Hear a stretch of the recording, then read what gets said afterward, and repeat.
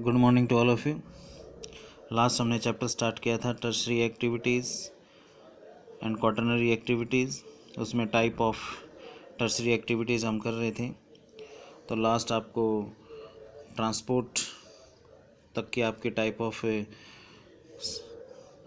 जो हैं activities tertiary activities हो गई थी। नेक्स्ट है आपकी आ जाती है कम्युनिकेशन सर्विस।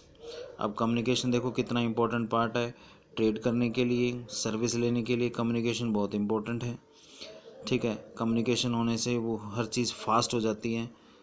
ठीक है, अब आप पहले मैसेजेस या कोई इन्फॉर्मेशन हमें किसी देनी होती थी तो हमें काफ़ी डिस्टेंस कवर करके काफ़ी टाइम ज़्यादा लगता था, डिस्टेंस मेजर करना था, कॉस्ट ज़्यादा लगती थी। हम come with the help of communication हम बैठे बैठे अपना वहाँ से आइडियाज़ को ट्रांसफ़र कर देते हैं, जिससे हमारे को हर चीज़ में बहुत ज़्यादा बेनिफिट होता है। तो डिफरेंट टाइप के कम्युनिकेशन सर्विसेज आज हमारे पास अवेलेबल हैं। टेली कम्युनिकेशन सर्विसेज, रेडियो हो गया, टेलीविज़न हो गया, टेली कम्युनिकेशन है, न्यूज़पेपर है, मैगज़ीन्स हैं, सैटेलाइट कम्युनिकेशन है। तो ये डिफरेंट टाइप की कम्युनिकेशन फैसिलिटीज़ आज हमारे पास अवेलेबल है, जिसकी हेल्प से हम अपना वर्क करते हैं। नेक्स्ट है service. Different type of services जो भी इन्वॉल्व हैं प्रोवाइड की जाती हैं, चाहे लेबर से रिलेटेड हो गया, टीचर से रिलेटेड हो गया, लॉयर से रिलेटेड हो गया। ठीक है, फिजिशियंस हो गए, म्यूजिशियंस हो गए, सभी बदले में आप कहीं पे कोई प्रोग्राम कर रहे हैं, अगर आप किसी म्यूजिशियन को बुलाते हैं तो बदले में आपसे वो फ़ीस लेगा, जो भी उसके चार्जेस हैं वो लेगा, तब वो आपको सर्विस प्रोवाइड करेगा। ठीक है, इसी के अंदर आ जाती है कि इनफॉर्मल एंड नॉन फॉर्मल। ठीक है, इनफॉर्मल नॉन फॉर्मल दोनों ही नॉन गवर्नमेंट सेक्टर हैं, जो गवर्नमेंट के अधीन नहीं आते हैं। ठीक है, जो प्राइवेट उसमें काम करते हैं, प्राइवेट फील्ड में काम करते हैं, गवर्नमेंट का इसमें कोई रोल नहीं रहता, कोई शेयर नहीं रहता। एक तरह से टोटल ये private sector. Unskilled and worker migrate from rural to urban areas and find employment in domestic services like house keeping, keepers, cooks, gardeners etcetera. जो इस तरह की सर्विसेज करते हैं ये इनफॉर्मल सेक्टर के अंदर आते हैं। कोई भी जॉब सिक्योरिटी इनके अंदर अवेलेबल नहीं होती है लेबर्स की। This segment comprises of unorganised sector, जो आपने 10th क्लास में भी रीड किया होगा, ऑर्गेनाइज्ड एंड अनऑर्गेनाइज सेक्टर। ठीक है, मुंबई डब्बा वाला टिफ़िन का एक एग्जांपल दे रखा है। Services provided about 1,75,000 customers all over the city.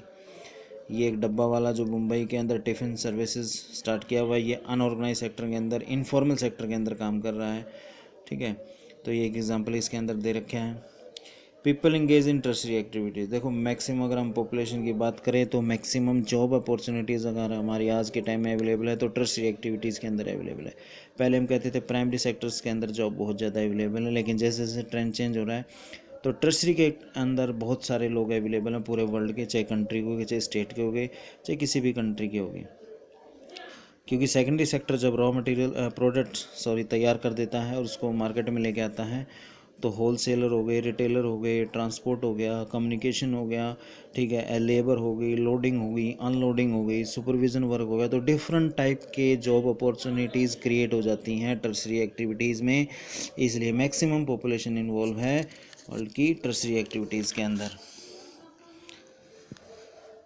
Next आज आपका आ जाता है tourism. Journey undertaken for recreation is known as tourism. ये इसका डेफिनेशन मीनिंग हो गया कि जो जर्नी किस लिए की जाए, रिक्रिएट करने को की जाए, अपने आप को रिक्रिएशन करने के लिए की जाए, इट्स ए टूरिज़्म।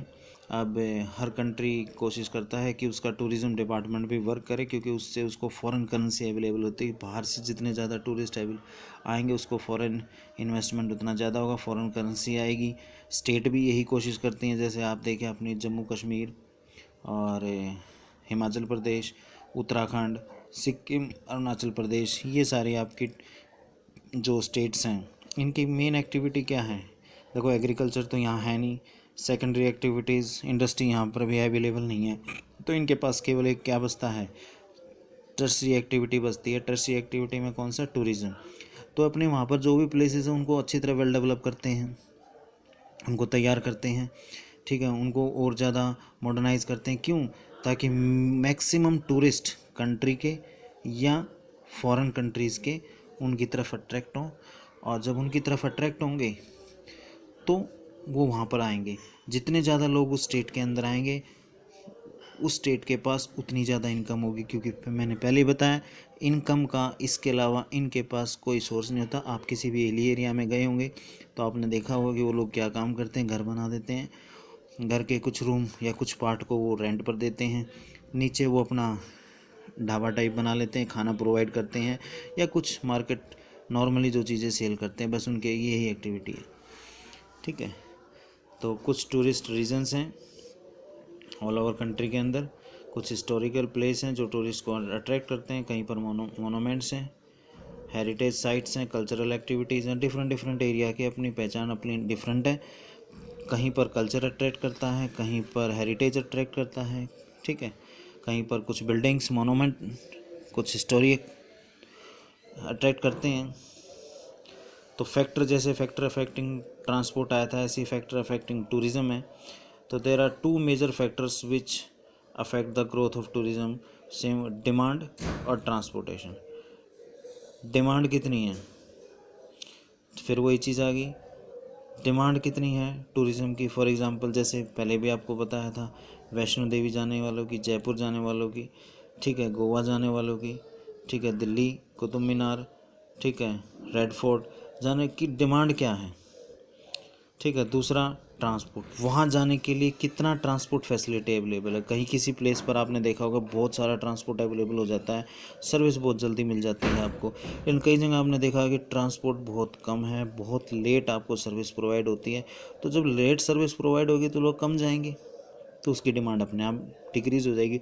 तो दोनों एक दूसरे के ऊपर इंटरडिपेंडेंट है। डिमांड बढ़ जाएगी तो ट्रांसपोर्ट भी बढ़ जाएगा। ठीक है, ट्रांसपोर्ट बढ़ जाएगा तो डिमांड भी बढ़ जाएगी। अब कोई तो सोचेगा 2 घंटे में 3 घंटे यहाँ वेट करूँगा एक बस के लिए, तब वहाँ पहुँचा जाएगा, इससे अच्छा चाहे 5 मिनट की सर्विस 10 मिनट बार बार, तो मैं क्यों ना वहीं घूमे, किस लिए टाइम वेस्ट किया। क्योंकि आज के टाइम में लोगों के पास शॉर्टेज है किस चीज़ की, टाइम की। टूरिस्ट अट्रैक्शंस हैं जैसे क्लाइमेट, ठंडी प्लेसेस हैं, लोग गर्मियों में मई जून के अंदर छुट्टियां होती हैं, वैकेशंस होते हैं, तो कहाँ जाते हैं, हिल एरियाज़ में। किस लिए जाते हैं, केवल वहाँ पर टेम्परेचर डाउन है, ठीक है, ठंडे रीजन है, दैट्स वाई। लैंडस्केप किस तरह का है, ठीक है, माउंटेन्स को देखने चले जाते हैं, दूसरा रीज़न। लेक्स वगैरह वहाँ कोई बना हुआ है, या गोवा की तरफ चले गए तो सी कोस्ट को देखने चले गए हैं, उस ब्यूटी को देखने के लिए।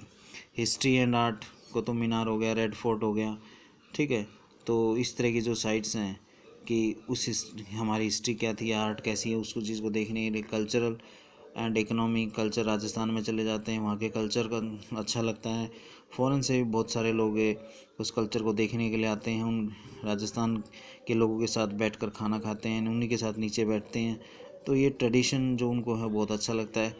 ठीक है, इकोनॉमी भी बहुत डिपेंड करती है कि किस तरह का हेरिटेज होम बनाए गए हैं, क्या फैसिलिटी प्रोवाइड की है। तो ये सारी चीज़ें है टूरिस्ट अट्रैक्शन जो टूरिस्ट को अट्रैक्ट करती है।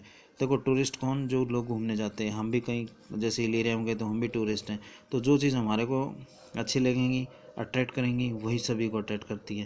तो इसमें अगर आपको कोई और पॉइंट आता है तो वो भी आप इसके अंदर ऐड कर सकते हैं। Thank you.